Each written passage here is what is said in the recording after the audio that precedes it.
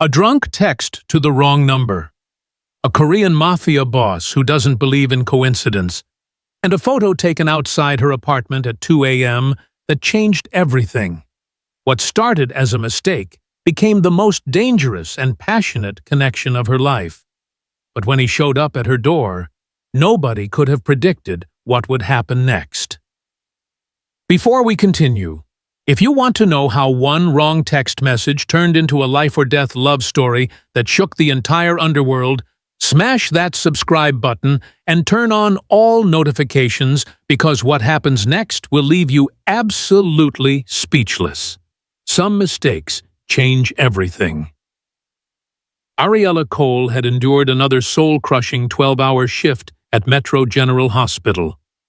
Her feet ached, her back screamed, and her heart felt hollower than the hospital coffee she'd been surviving on.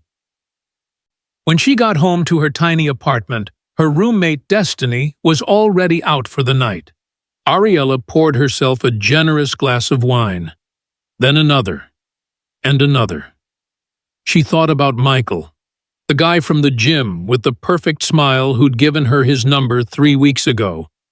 They'd texted a few times, nothing serious, but tonight, fueled by loneliness and liquid courage, Ariella decided to be bold. At 11:47 p.m. she typed, "Hey, I know this is forward, but I can't stop thinking about you. I want you to know that if you ever want to come over, my door is open. No games, no pretense, just you and me. What do you say?" She hit send before she could overthink it. The wine made her brave. The loneliness made her reckless. What Ariella didn't know was that she'd typed the wrong number. Instead of Michael from the gym, her late-night confession went to Min Jun-yun, the most feared Korean mafia boss in the city. A man whose name made hardened criminals whisper. A man who hadn't felt genuine human connection in over a decade. A man who was sitting alone in his penthouse office, staring at business ledgers stained with blood money, when his phone buzzed. He looked at the message from an unknown number. Most people would have deleted it immediately. Min-jun became fascinated, because the woman who wrote those words sounded lonely, desperate, real, and Min Jun-yun hadn't heard anything real in 15 years. He typed back, "Who is this?" That single question started a chain of events that would terrify everyone who knew them. Ariella was halfway through her third glass of wine when her phone buzzed. Her heart leaped. Michael actually responded. She grabbed the phone eagerly, but her excitement faltered when she read the message, "Who is this?" That was odd. She'd texted him before. He had her number saved. Maybe he deleted it? The thought stung, but the wine kept her bold. "Ariella. It's Ariella. From the gym? We exchanged numbers a few weeks ago." She waited, staring at the 3 dots indicating he was typing. "Unknown. I think you have the wrong number. I don't go to any gym, but I'm intrigued by your message." Ariella's blood ran cold. Wrong number. Oh God. Oh God. She'd just sent a deeply personal, borderline sexual message to a complete stranger.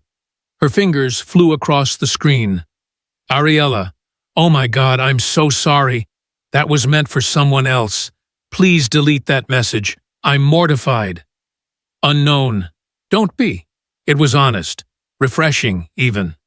"Ariella, seriously, I'm so embarrassed. Just forget you ever saw that. Unknown. I don't think I can." Something about those words made Ariella's skin prickle. This wasn't playful banter. This was something else. "Ariella, look, I made a mistake. Have a good night." She was about to delete the conversation when another message came through. "Unknown. Tell me something. When's the last time someone actually saw you? Not the nurse? Not the friend? not the woman trying to be brave in a world that exhausted her. When's the last time someone saw you? Ariella stared at her phone like it had grown fangs. How did he know she was a nurse? Ariella. How do you know what I do? Unknown. I don't, but your message was sent at 11:47 p.m. on a Friday night. You're home alone, drinking, reaching out to someone you barely know. That speaks of long hours, isolation, and desperation for connection. Medical professionals work those kinds of hours. Nurses especially. Ariella. That's really observant, or really creepy. Unknown. Both, probably. But I'm right, aren't I? She shouldn't engage. Every instinct screamed to block this number. But something about his words resonated in a way that terrified and intrigued her. Ariella. Who are you? Unknown. Someone who understands loneliness better than most. Ariella. That's not an answer. Unknown.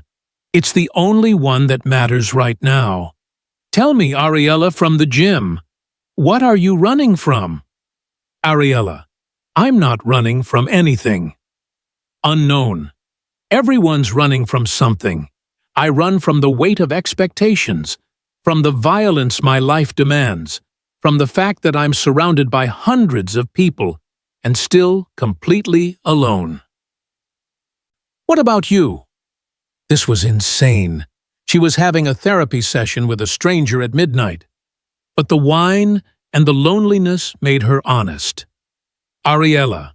I'm running from the realization that I'm 29, work a job that drains my soul, come home to an empty apartment, and can't even successfully text the right guy. I'm running from mediocrity. Unknown. There's nothing mediocre about vulnerability. Most people never achieve it. They texted for 2 hours. He asked about her dreams, ones she'd never spoken aloud. She asked about his fears, ones he'd never admitted. It felt dangerous, intimate, wrong in the best way. At 1:43 a.m., Ariella finally asked, Ariella, why are you still talking to me? Don't you have better things to do than text a stranger? Unknown. Nothing better than this. Ariella. You don't even know what I look like. Unknown. I know what your soul sounds like. That's rarer. Ariella felt something shift in her chest, something she couldn't name. Ariella. I should go to bed. This is crazy. Unknown. It is, but good crazy or bad crazy? Ariella. I don't know yet. Unknown. Fair enough. Sleep well, Ariella. She set her phone down, heart pounding, mind racing. This was insane. She should block him. Forget this ever happened. But at 2:14 a.m., her phone buzzed one more time. It was a photo.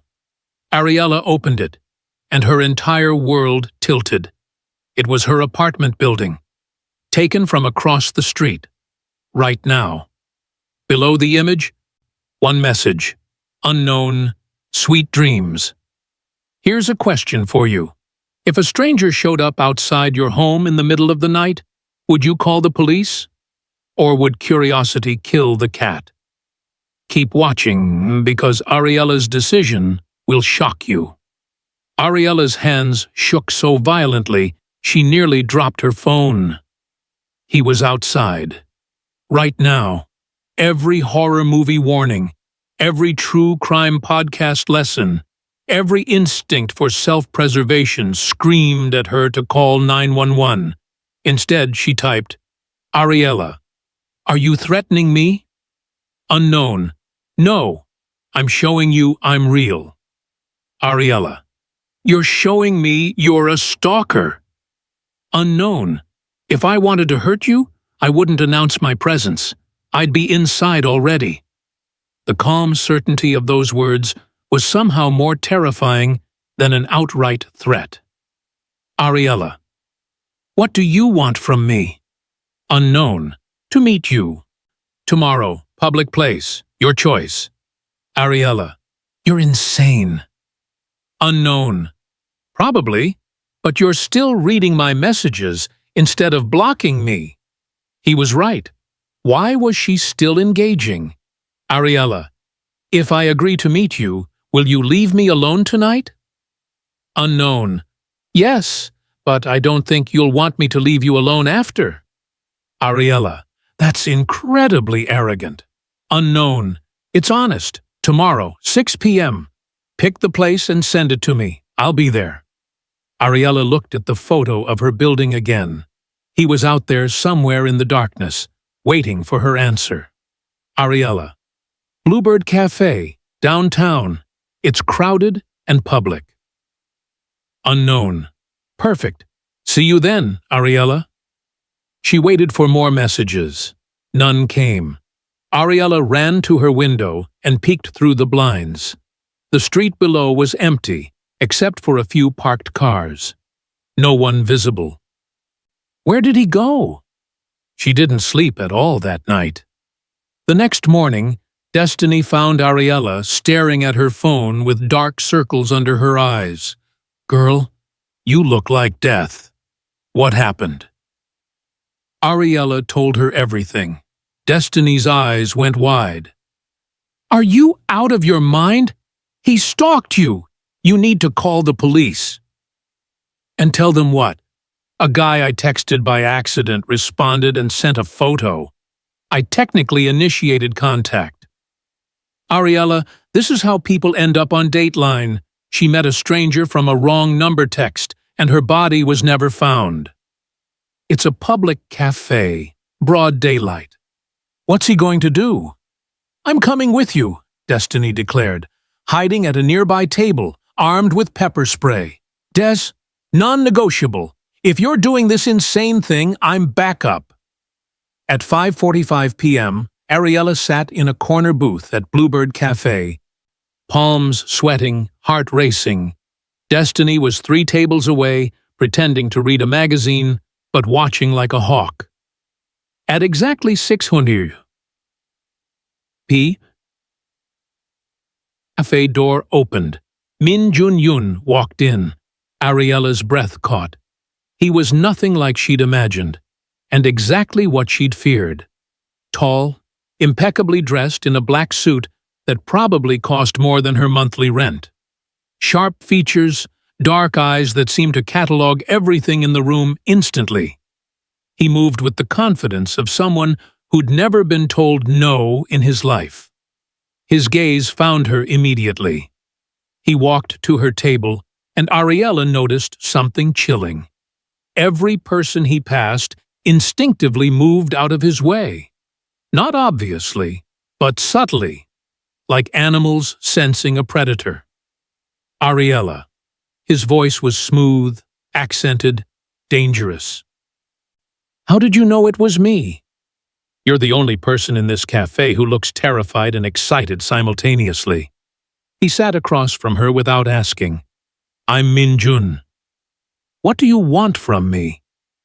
To understand why your message affected me so deeply. It was a drunk text meant for someone else. But it came to me instead. Don't you find that interesting? I find it horrifying. Min Jun smiled, not cruelly, but with genuine amusement. You should. Most people who attract my attention don't fare well. Is that a threat? It's context. He leaned forward. I need you to understand something, Ariella. I'm not a good man. I do terrible things for power and money. I've hurt people who've crossed me. My world is violence and blood. Ariella should have run. Instead, she asked, Then why are you here? Because in 15 years of this life, no one has ever spoken to me the way you did last night. With honesty, vulnerability, like I was just human. You are human. Am I? His eyes held hers. Sometimes I'm not sure anymore. They stared at each other across the table, two people from completely different worlds, connected by a cosmic accident. "I need to know," Ariella said quietly. "What exactly do you do?" "I run an organization.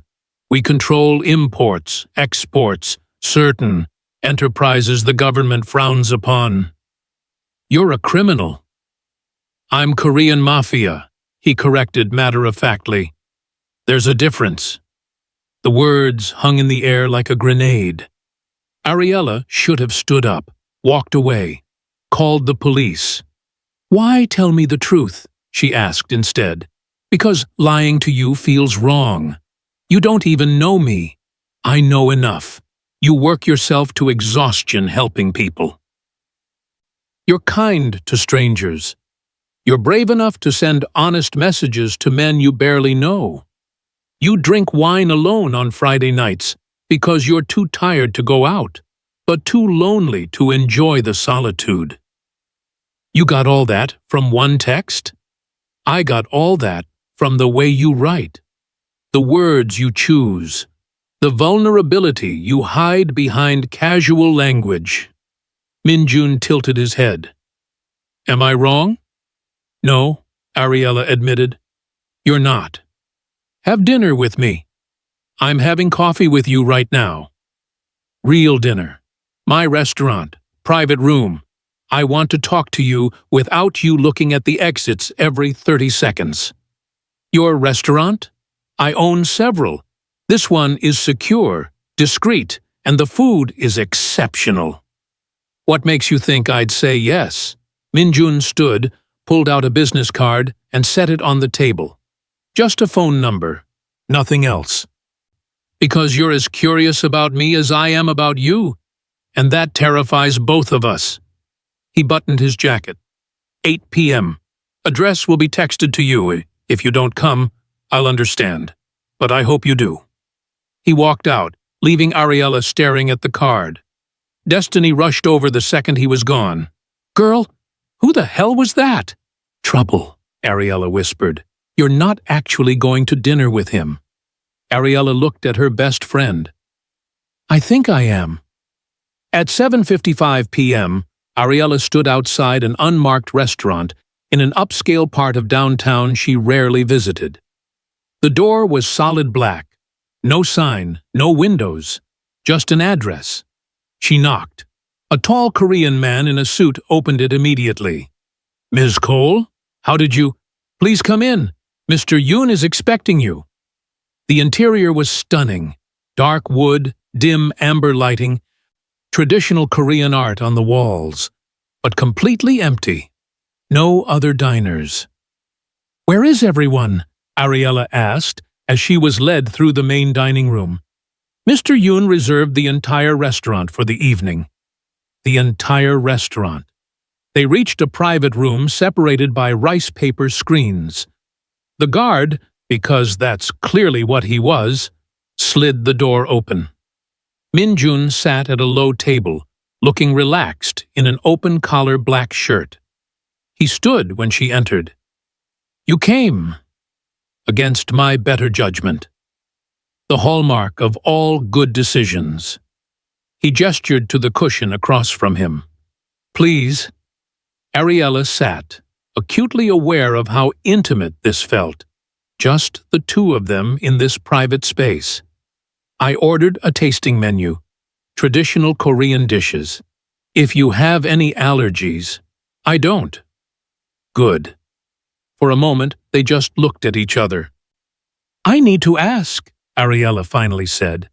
"Why me? You could have anyone. Why fixate on a wrong number?" Minjun poured tea for both of them with practiced grace. "You know what it's like to live in a world where everyone wants something from you. I work in a hospital. Patients want healing. Families want miracles.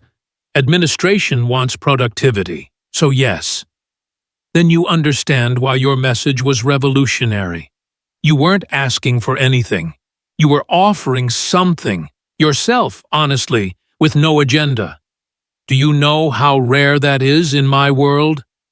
Your world sounds lonely. It's suffocating. He met her eyes. People fear me, or they want to use me. No one sees past the title, the reputation, the violence. Is the violence real? Yes, I won't lie to you about that. The first course arrived, delicate soup served in traditional bowls. As they ate, they talked. About everything. Minjun told her about growing up in Busan, Korea, his father's empire. The choice he never really had to follow in those footsteps. Ariella told him about nursing school, the loans she was still paying, the patients who broke her heart. Why nursing? Minjun asked. Because I wanted to help people. Naive, right? Not naive. Idealistic. There's a difference. What's the difference? Idealism is hope with eyes open. Naivety is hope with eyes closed. You know the world is broken, Ariella. You just choose to fight anyway. She'd never heard it put that way. The second course came, perfectly grilled beef, banchan side dishes, rice. Tell me about your world, Ariella said, not the sanitized version, the real one. Minjun was quiet for a long moment. My organization controls territory across 3 states. We handle imports that others can't. Protect businesses, sometimes from themselves. Resolve disputes the legal system won't touch. You mean extortion and violence? Yes, sometimes. He didn't flinch from the truth. But also protection, fair arbitration, jobs for people who'd otherwise have nothing. It's not black and white. Does that help you sleep at night? No, but the loneliness keeps me awake, more than the guilt. Ariella saw the exhaustion in his eyes, the same exhaustion she saw in her mirror every morning. You could leave, she said softly. No, I couldn't. My father built this empire with blood. My sister depends on the security it provides. Hundreds of people rely on the structure I maintain. If I walk away, it collapses into war. So you're trapped. We're all trapped by our choices. You're trapped in a hospital system that underpays and overworks you. I'm trapped in a world that needs a monster. We just wear different cages. The third course arrived. Seafood delicacies Ariella had never tried. As the meal continued, something shifted. The conversation deepened. Barriers fell. Minjun laughed, a real, genuine laugh, at one of her stories about a patient who'd hit on her while getting stitches. Ariella found herself leaning forward, drawn to the intelligence and vulnerability behind his dangerous exterior. Can I ask you something personal? Minjun said during dessert. Sweet rice cakes and fresh fruit. You've been asking personal questions all night. More personal. He hesitated, the first time she'd seen him unsure. When you sent that message last night, what were you really looking for? Ariella thought about lying, decided against it. Connection, real connection. Someone who sees me. Not the scrubs or the exhaustion or the bills I can't quite pay. Just me. Did you find it? I don't know yet. Did you? Yes, Minjun said simply. The moment you responded with honesty instead of fear. They stared at each other across the table, something electric and dangerous crackling between them. Then the door exploded inward. Question: what would you do if killers burst through the door while you're on a first date?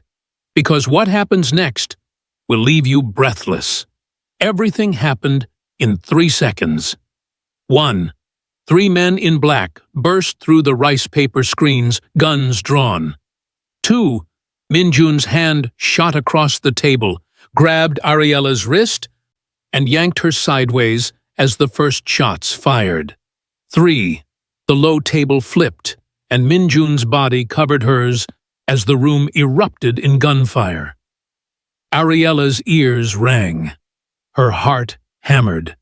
Minjun's weight pressed her against the floor, solid and protective. She heard shouting in Korean. More gunfire. Glass shattering. Then, silence. Minjun didn't move for several heartbeats. Finally, he lifted his head, looking around carefully. "Stay down," he commanded, voice hard. Ariella's brain couldn't process what was happening. She'd been eating dessert 30 seconds ago. Now she was on the floor, covered in someone else's body, ears ringing from gunshots. Minjun rose slowly, and Ariella saw what she'd been too terrified to notice during the chaos. All three attackers were dead on the floor. The guard who'd escorted her in stood by the door, gun still drawn. Two other men she hadn't seen before appeared from somewhere. Weapons ready. Minjun had blood on his shirt. His hands were steady. "Get her out of here," he told the guard. J1, she'd later learn. "Safe house, now!" "I can't leave you. Victor Song knows she was with me." Minjun's jaw clenched. "That makes her a target. Go, now." J1 holstered his weapon and reached for Ariella. "Ms. Cole, we need to leave." "What? No, I don't understand." "Ariella." Minjun gripped her shoulders, forcing her to focus on him. "Victor Song is a rival. He sent these men to kill me.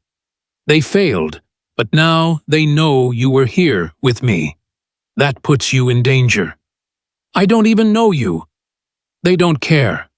Association is enough." His eyes burned with intensity. "I need you to trust me. Let J1 take you somewhere safe while I handle this." "Handle this how?" "The way I handle all threats, with violence." He didn't say it, but she understood. "I want to go home," Ariella said, voice shaking. "Your home isn't safe anymore. Victor will have people watching it by now." The reality hit her like ice water. Her life had just changed completely because of one accidental text message. "This is insane." "I know, and I'm sorry." Minjun's expression softened just slightly. "I never meant to drag you into this, but you're in it now, and I will protect you. I swear it." K1 pulled gently at her arm. "Ms. Cole, please. Every second we delay puts you at greater risk." Ariella let herself be led away in a daze. Through a back exit, into a waiting black SUV with tinted windows. As they drove away, she looked back at the restaurant. Minjun stood in the doorway, watching her leave, blood on his hands and death at his feet. What had she gotten herself into? The safe house was a penthouse apartment with floor-to-ceiling windows overlooking the city. Jaewon had barely spoken during the 20-minute drive, constantly checking mirrors, taking random turns. Professional paranoia. "You'll be safe here," he said, unlocking the door. "The building has security. This floor requires biometric access. Mr. Yoon will come when he can." "When will that be?" "When he's ensured all threats are neutralized." "You mean when he's killed everyone who knows I exist?" Chaewon's expression didn't change. "Stay away from windows. Don't make calls.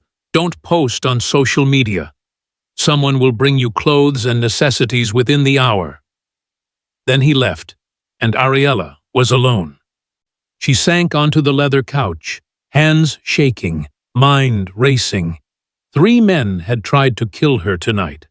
Well, tried to kill Minjun. She'd just been collateral damage. Her phone was still in her purse, miraculously intact. She wanted to call Destiny, her mom, someone.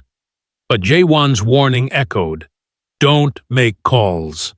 Ariella stood, paced, tried to make sense of the impossible situation. The apartment was immaculate, modern, expensive, somehow impersonal despite the luxury. She found a bathroom, splashed water on her face, and stared at her reflection. What am I doing? An hour later, the door's biometric lock beeped.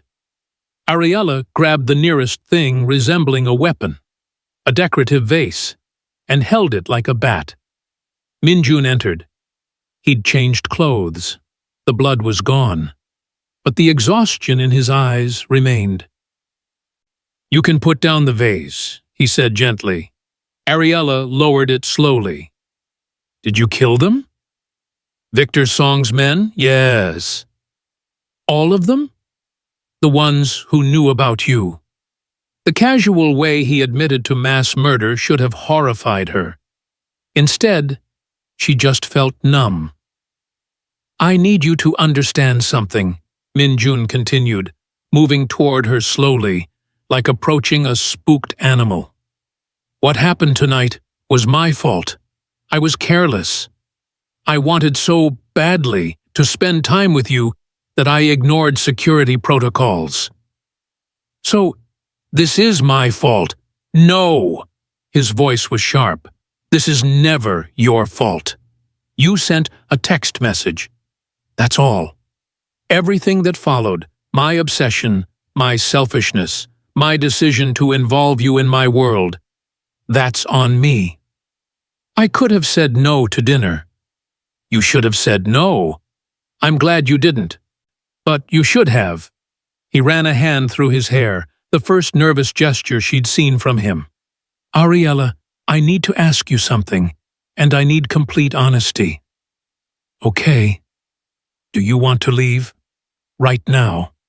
I can arrange transportation anywhere in the world. New identity if needed. Money. Safety. You never have to see me again." Ariella stared at him. "You'd do that? Of course. Your safety matters more than whatever this is between us. And if I stay?" Minjun's jaw clenched. "Then you accept that my world is dangerous, that people will try to hurt you to get to me, that I will kill anyone who threatens you, which will only make the danger worse. That's not much of a sales pitch. It's not meant to be. I'm trying to be honest about what choosing me means." Ariella walked to the window, looking out at the glittering city. Somewhere down there, people were living normal lives, going on normal dates, having normal problems. She could have that. All she had to do was walk away from the most dangerous and intoxicating man she'd ever met. "What do you want?" she asked without turning around. "I want you to stay," Minjun admitted quietly. "God help me. I want you to stay so badly it terrifies me. Because in one night, you've made me feel more human than I have in 15 years. Ariella turned to face him. "Tell me the truth, the real truth. What happened tonight? Was it about territory? Money? What?" "Victor's Song has wanted my territory for 3 years. Tonight was an opportunity. I was distracted, vulnerable. He took his shot. Because of me. Because of his ambition. You were just the catalyst." Ariella crossed her arms. "If I stay, what happens? I protect you. I restructure my operations to minimize risk. I pull back from the front lines and let others handle the violence." "You'd do that?" "I'd do anything to keep you safe." "You don't even know me." "I know enough." Minjun took a step closer. "I know you're brave, compassionate, honest.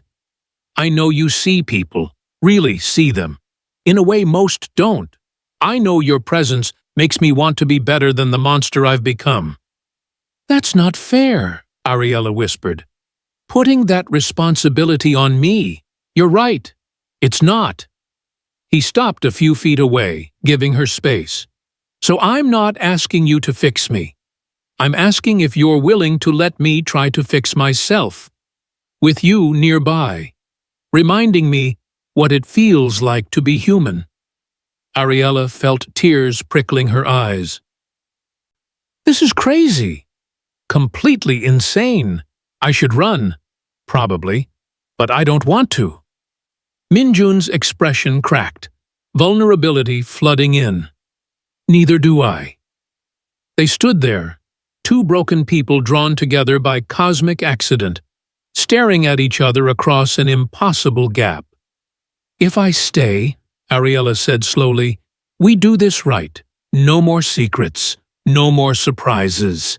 You tell me everything. Everything, Minjun agreed. And the first time you lie to me, I walk, no matter what. Deal. Ariella took a shaky breath. Okay, I'll stay. For now, we'll see where this goes. Minjun's relief was visible. Thank you. Don't thank me yet. You might regret this. Impossible. But what neither of them knew was that Victor Song had survived the attack. And he was planning something much worse. Over the next 2 weeks, Ariella's life became surreal. She called in sick at the hospital, something about a family emergency.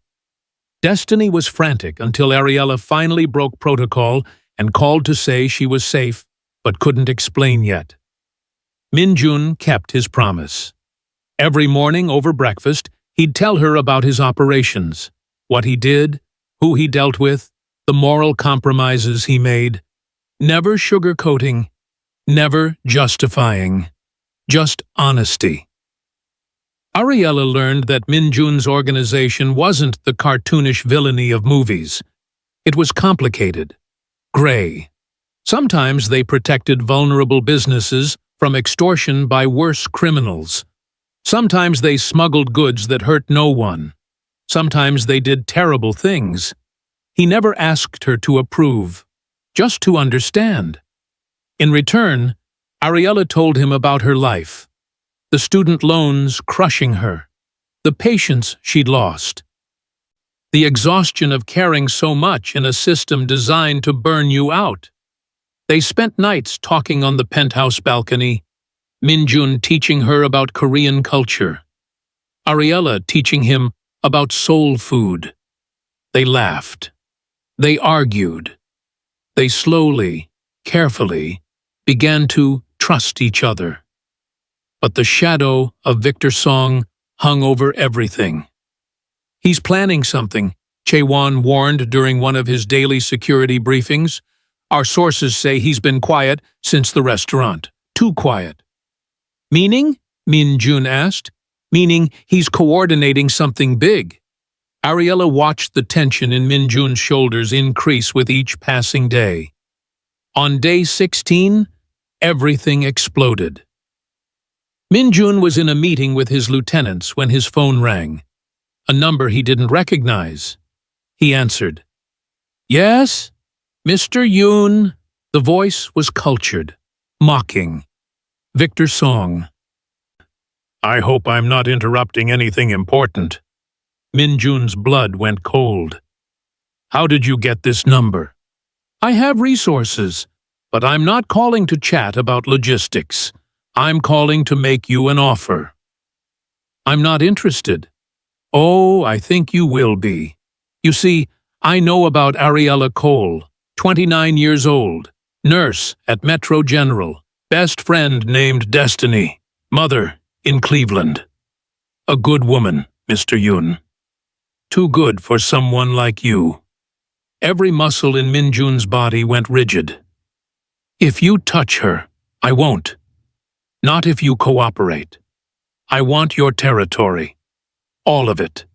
The ports, the distribution networks, the protection contracts.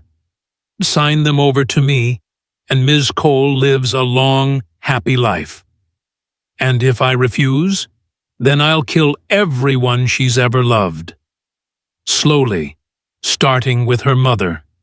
Victor paused. You have 48 hours to decide. I'll be in touch. The line went dead. When Minjun told Ariella about the call, he expected panic. Instead, she got angry. So that's it? He threatens me? And you just fold? Ariella, he'll kill your mother, your friends, everyone. And you think I can live with that? Knowing people died because of me? Better them than you. That's not your choice to make. Ariella stood, fury radiating from her. You don't get to sacrifice other people's lives to protect mine without asking. I'm trying to keep you safe. By giving up everything you've built? By letting a monster like Victor Song take over? What happens to all the people who depend on your organization? What happens when someone worse than you runs things? Minjun stared at her. You think I'm bad. I think you're better than Victor Song. And if you hand him power because you're afraid, you're condemning hundreds of people to something worse. So what do you suggest? I let him kill you to save my reputation? I suggest we fight. Ariella? No. Listen to me. She grabbed his hands, forcing him to focus.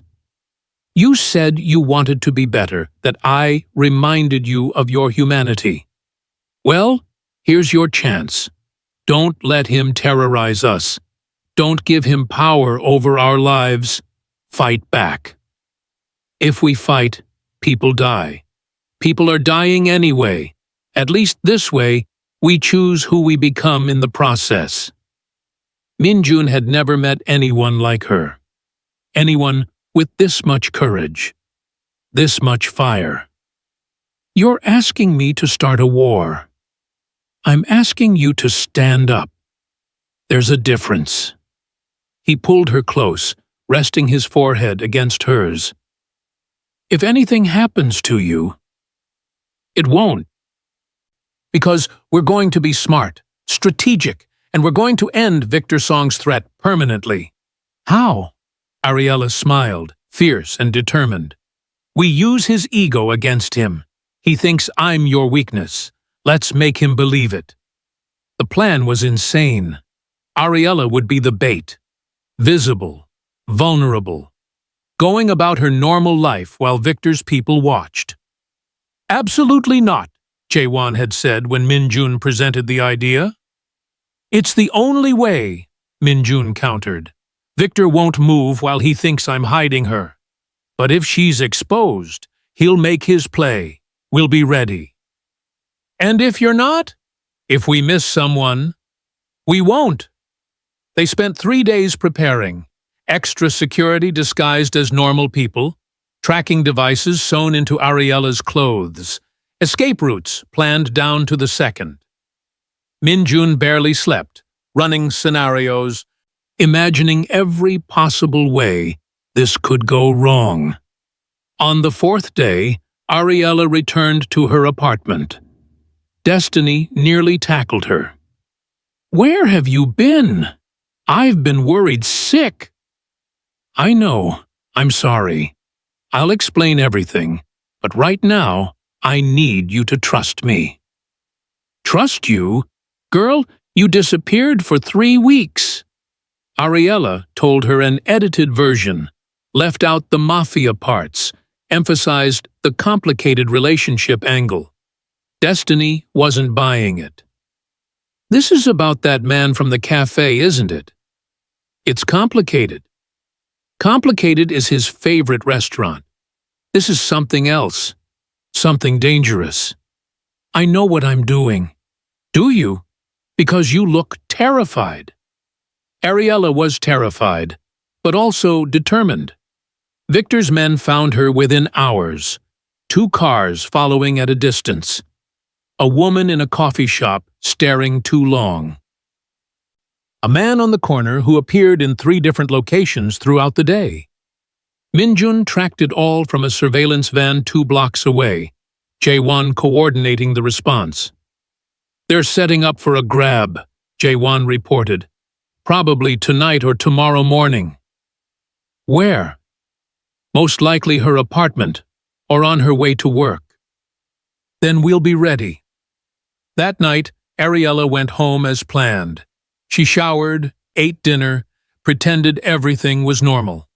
At 11:47 p.m., Exactly 3 weeks after the initial text, her phone buzzed. Unknown number. Come downstairs, alone. If you alert anyone, your mother dies. Ariella's heart hammered. This was it. She pressed the panic button hidden in her watch, a signal to Min-jun. Then she grabbed her jacket and headed downstairs. A black van waited at the curb. The side door slid open. Victor Song sat inside, smiling. "Miss Cole, finally we meet properly." Ariella's mouth went dry, but she forced herself to project calm. "What do you want?" "Just you, as bait to draw out your lover. He's made quite a mess of my operations. Time to end this. He won't come for me. We barely know each other. Please. The great Min-jun has been obsessed with you for weeks. He'll come." Victor gestured with his gun. "Get in." Ariella hesitated, buying time for Min-jun's team to get in position. "Now!" She climbed into the van. The door slammed shut. 2 of Victor's men flanked her, guns drawn. The van pulled away from the curb. "Where are we going?" Ariella asked. "Somewhere your knight in shining armor will have to expose himself to reach you." Victor smiled. "Don't worry. If he cooperates, I'll kill you quickly." The van drove for 15 minutes. Heading toward the warehouse district, Ariella's watch was tracking. Min-jun would follow. The trap was working. But something felt wrong. Victor was too confident, too relaxed.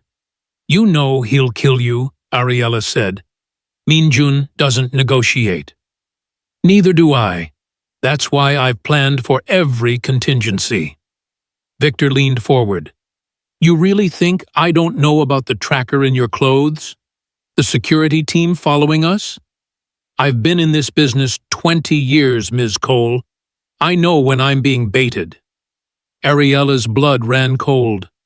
"So here's what's going to happen," Victor continued. "My men will intercept Min-jun's team. There will be a glorious battle. Many people will die. And while everyone's distracted, I'll put a bullet in your head and leave your body where he'll find it. Psychological warfare. Break him completely before I finish him off." The van stopped at a warehouse. Ariella was pulled out roughly, Victor's gun pressed to her spine. "Move!" They entered the dark building, empty, echoing. Then lights flared. Men appeared from shadows, dozens of them, all armed. And in the center, Min-jun, hands raised, Jae-won beside him. "Let her go," Min-jun said, voice deadly calm. "No, I don't think I will." Victor pressed the gun harder against Ariella's back. "Drop your weapons, all of you, or I pull this trigger." Min-jun's team slowly lowered their guns. "Good. Now." Ariella moved. Years of self-defense training from a hospital in a bad neighborhood kicked in.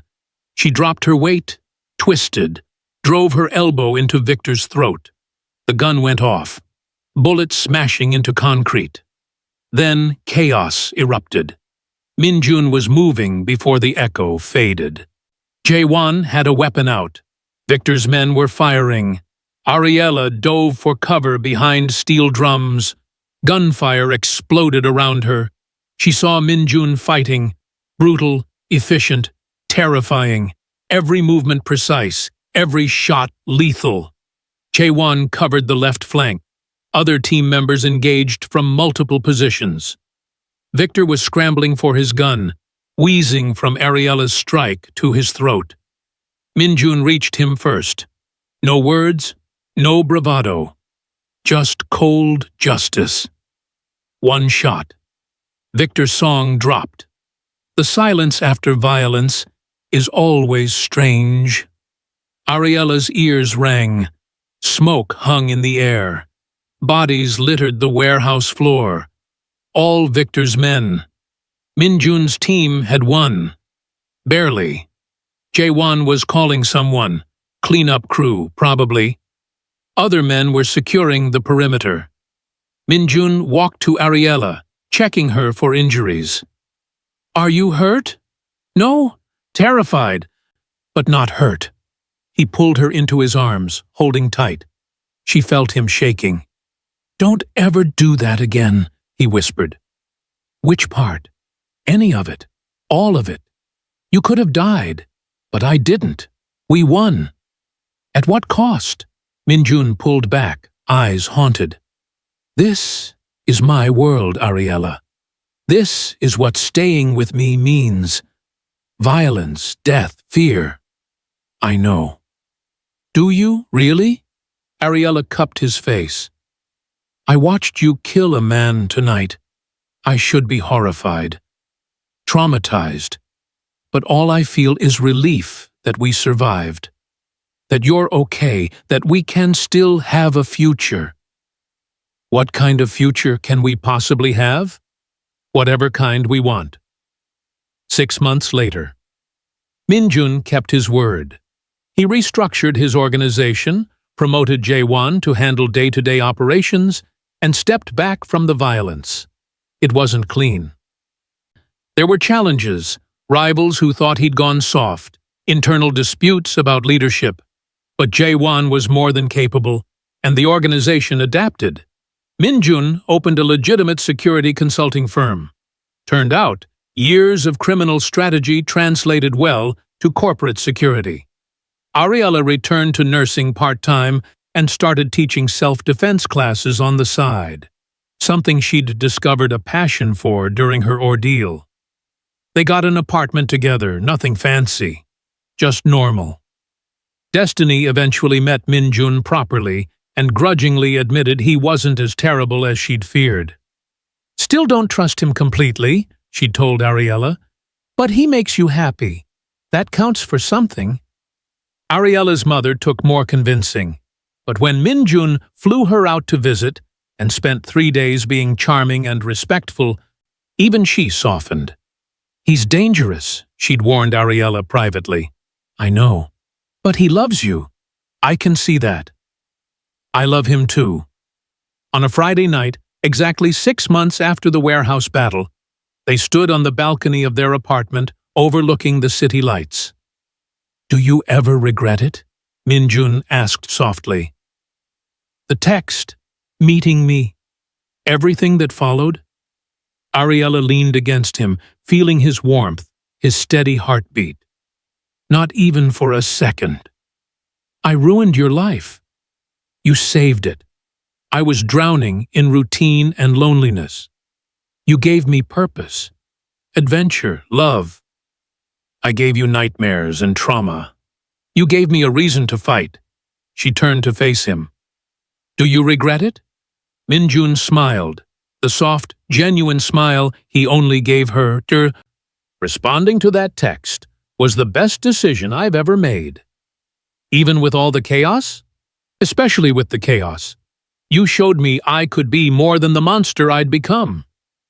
You were never a monster. I was, but you saw the human underneath. That made all the difference. They kissed, soft, deep, full of promise and hard-won peace. Somewhere in the city, people were sending texts, making connections, finding love in unexpected places, but none quite as unexpected as theirs. A wrong number, a lonely mafia boss, a brave nurse, and a love story that terrified everyone, but transformed 2 broken people into something whole.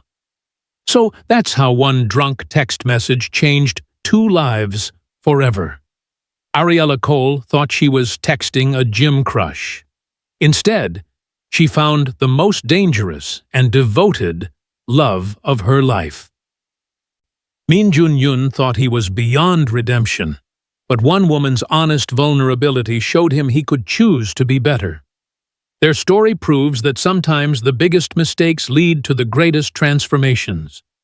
That love can bloom in the darkest places.